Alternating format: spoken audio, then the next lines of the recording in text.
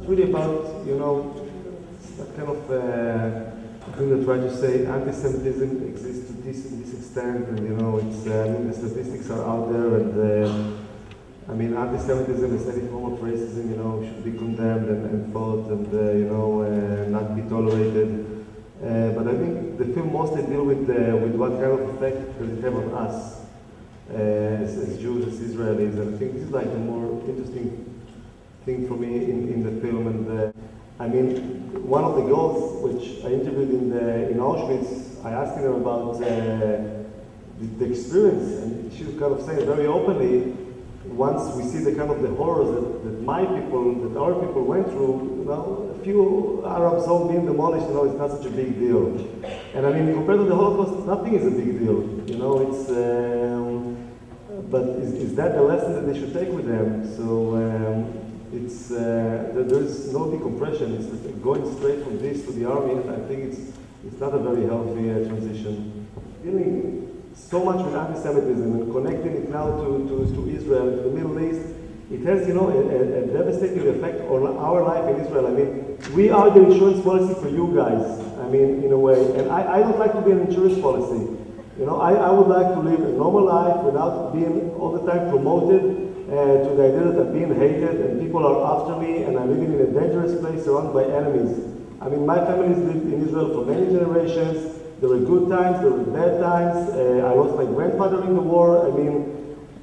I just, I would like to have the chance to live as a normal nation without this kind of shadowing of the past always haunting me and always looking for a reason why I should surround myself with walls and ammunition and weapons in order to fight those enemies. Sometimes I think it's about time to okay, see what's going on. Maybe Israel now is doing something wrong. Maybe the occupation is not such a great idea. Maybe we should finish it and see what happens there. Maybe we should take some second look at the way we live and the way we conduct our lives and see what's going to happen then. For me, these are two different things. Sometimes there might be what they call an overflow, when some people will express their anti-Semitism through being anti-Zionist, but it's not the case. When I was a soldier and I served in the West Bank, when stones were thrown at me, I don't think it was because I'm Jewish. I think it was because I was kind of occupying the land and being in a place where I shouldn't be. So this is not because I'm Jewish. This is because I'm an Israeli and I'm a soldier and I'm in the land. So I didn't see it as a kind of anti-Semitic acts toward me. And as I say in the beginning of the film, I never felt, any form of anti-Semitism. And I travel quite a lot, and if people have something, which is against what my government is doing, I can understand that, because also many people in Israel are opposing the current regime or the occupation, and so I think these are very two distinct things. I don't get it, why for many Jewish people it's so important to feel like they're being hated. Why so many Jewish people need to feel, to know, and get approval for the fact that we're being hated? What purpose does it serve?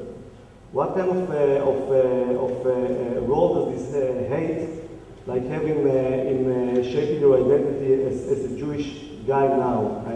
And everywhere I go, and I've been to all these places, and actually I've been traveling a lot, doing this film and being to many countries, and everywhere, there was most of the people I spoke with said, yeah, here, nothing's going on, you should go there. And I've been to Venezuela, people from Venezuela tell me, yeah, here, it's not a problem. Go to Russia. And I go to Russia and people say, no, go to France. And I go to France and then go somewhere else, But eventually, it's not about, you choose the way you're going to deal with the world and how the world reacts to you. And if you're going to look for hate, you're going to find hate. And if you're not going to look for hate, you're going to find other things.